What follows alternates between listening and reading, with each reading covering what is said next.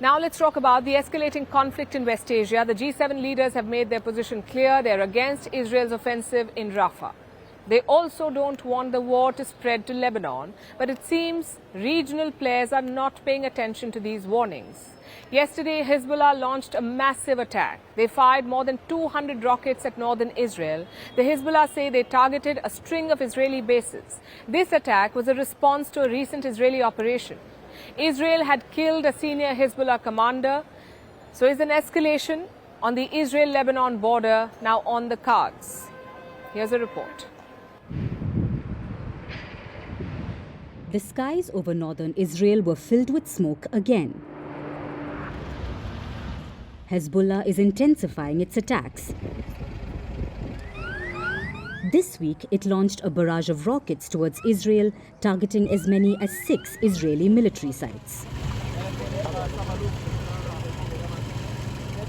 The latest round of attacks began on Tuesday when Israel neutralized a senior member of Hezbollah, Talib Abdallah, better known as Abu Talib. He was a high-ranking commander of Hezbollah, and his death has become a rallying cry in Beirut.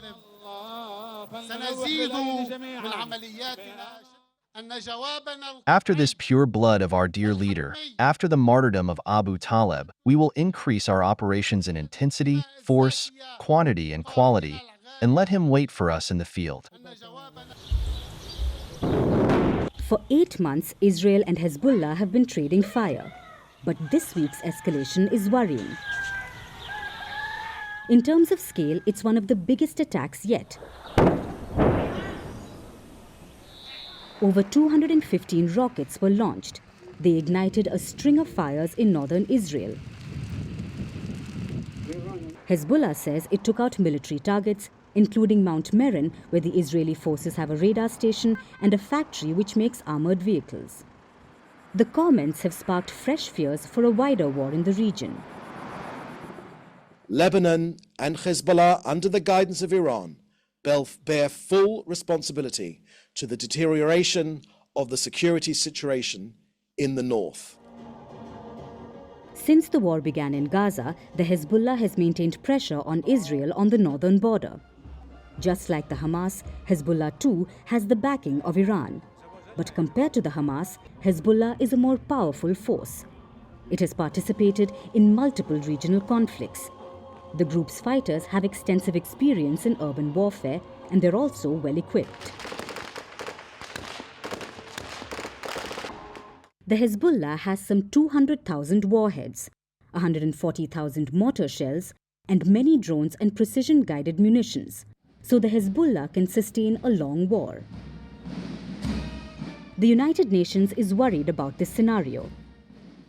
The situation, like I said, across both sides of the blue line, to calm down so that things don't spiral out of control.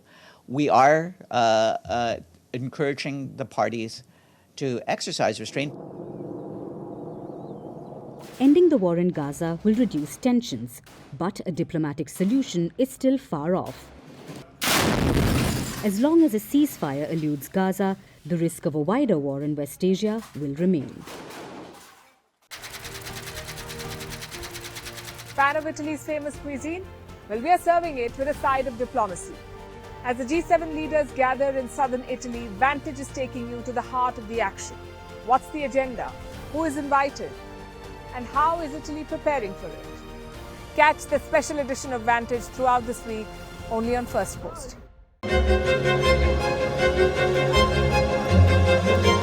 Fan of Italy's famous cuisine? Well, we are serving it with a side of diplomacy. As G7 leaders gather in southern Italy, Vantage is taking you to the heart of the action. What's the agenda? Who's invited? And how is Italy preparing for it?